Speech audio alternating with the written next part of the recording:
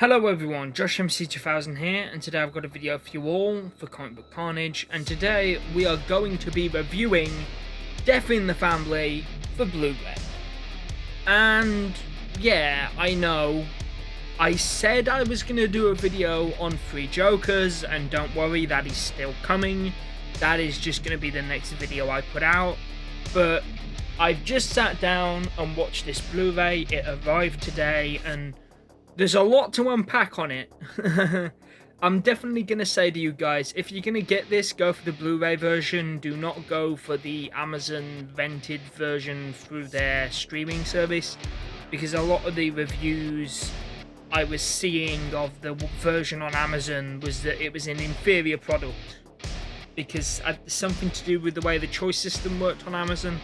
Because yeah, this is essentially a DVD that wants to be a Telltale game, because you get a choice. Like, it plays its own kind of variation on the introduction to, like, essentially, it uses some clips from the 2010 Batman Under the Red Hood, and it kind of interlaces them with new clips and to include new ideas, and obviously for the different choices. Because as we saw on the lead up to this thing being released, Jason has 3 different costumes. He basically just ends up becoming different variations of the Red Hood, basically. Which I find quite funny, that there is no option to have him stay Robin, have him stay the person he was, because this event changes him regardless. And it's fun to see kind of like how they play about with the concept. And one thing I will say, this film definitely has more to do with Under the Red Hood than it does Death in the Family, because I mean, when I heard this was first announced, I definitely wanted a Death in the Family like adaptation, and still kind of sad we haven't got a proper Death in the Family adaptation here, but we'll get it eventually. I mean, Death in the Family was kind of famous for the whole choice, the phone-in vote, and they're playing on that obviously with letting you have a few choices. Now, there's supposed to be 7 endings. Well, hang on, no wait. Does it say 7 endings? I'm just pulling up the disc here. It says, I don't think it says on the box how many endings, but there are also 5 shorts included with this. You have Sergeant Rock, Adam Strange, The Phantom Stranger, and Death. So you have like you have a couple of different shorts to do with other DC characters on here as well. I'll talk about those at the end. Yeah, it doesn't actually say on the box how many endings there are to it. I'm not sure, because I've done most of the routes, and I think 2 of the routes only have 1 ending, which kind of sucks. I wish the different, like, the other 2 are cool. I enjoy the other 2, and it plays with some ideas that I find quite interesting. But I do wish they'd have had as much attention as the one option. The one option that has had the most attention is Jason Survives. Like, you know, there's multiple different routes you can go down that one. Whereas if you pick He Dies, you just get Bruce retelling Under the Red Hood. I mean, it's a neat little short retelling of Under the Hood from Bruce's perspective. You know, I'm not knocking it, it's still fun, but you know, I'm not going to say that would be the first one I'd want to pick. I mean, I picked that one first, and I was a little bit disappointed that there weren't any extra choices involved with that one. So you might be saying, oh, hang on, I've seen this clip online of Red Hood and Talia and that, so how does that come into it? And well, the answer is that's one of the choices in the Survive path, because the Survive path goes several different ways. Then there's the Cheat Death path, which is an additional path. That plays with some ideas. Again, like, Talia is included in pretty much most of the endings in some shape or form, and I actually kind of like the fact that Talia was included, because she was left out of Under the Hood despite the fact she was a big part in Lost Days. And yeah, she, like if you've ever read Lost Days, you know she has like a big part in that, and she's actually the one responsible for bringing him back from the dead, not Baz. So, well, she is and she isn't. The original origin for Jason Todd is tied up in Superboy Prime Punch stuff. It's weird. So yeah, definitely glad the film streamlined that.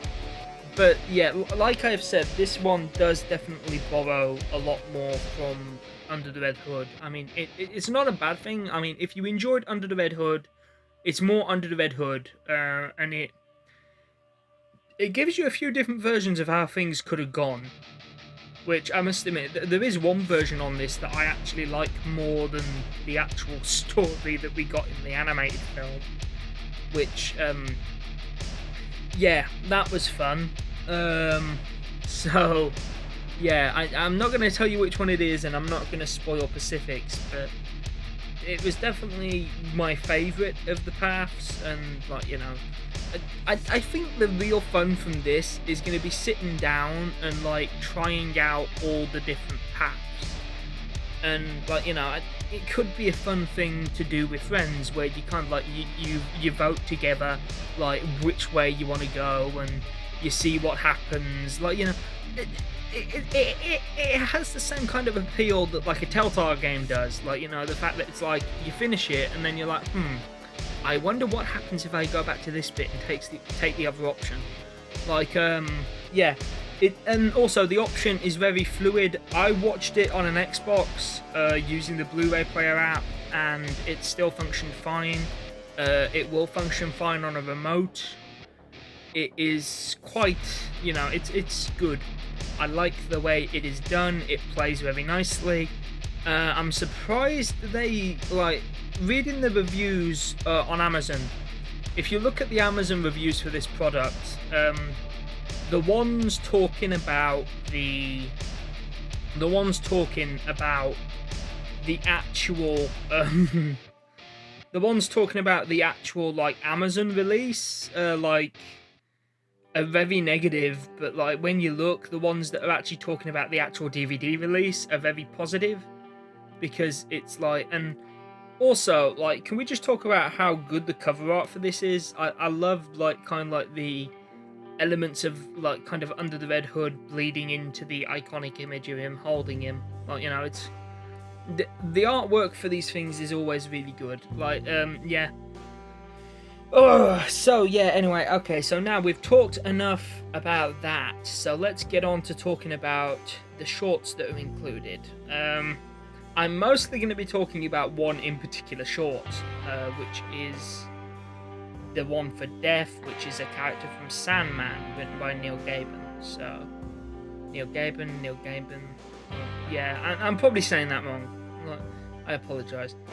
But definitely, like, this short is responsible for me reading Sandman. It's actually introduced me to a character that I find quite interesting. So I'm currently reading Nocturnes, which is the first volume of Sandman. And to be honest, I just, yeah, like the other, you know, I am gonna sit down and watch the other shorts at some point, because they also do look quite interesting. I mean, I particularly want to look at the one for the Phantom Stranger, because I've seen clips for that. But you know, definitely, like, it's not going to be a long watch, this whole package. Like, it's not going to keep you entertained for the length of Lord of the Rings, but, you know, it's for what it is, it's good, and I'm happy. Like, there's only one major issue I have with the Death of the Family component, and it's the voice actor for Jason, because they haven't used Jensen. They haven't used Jensen Ackles, and you will notice that the bits from Under the Hood that they've used, any of his audio is cut out. He doesn't, like, you know. And it, I don't know. I'm not sure how I feel about this new actor. I think it would have been better if Jensen had done it, but hey ho, that's just me. But overall, it is a good package. It is not bad. I would actively recommend a purchase. I will put a link to it on Amazon in the description. Have a good day, everyone, and I'll see you when we do the review of Three Jokers.